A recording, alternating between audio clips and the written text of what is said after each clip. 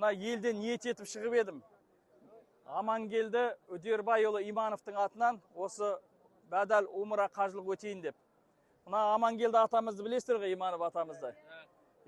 Мен 1973 жылы сол Амангелді атамыз 100-ге толып атқанда туылғам. Сол үшін менің атымда Амангелді деп қойған. Ал Амангелді Иманов ол 1873 жылы туылған. Ал мен 1973 жылы туылдым. Сол біздің мынау сейіт қожаларымыз ғой, біз қыпшақтардың қожаларымыз. 18 ғасырларда Шашанбай деген би біздің Құлжан деген бабамызды Бұхарадан оқу бітіріп тұрған жерінен алдырған екен.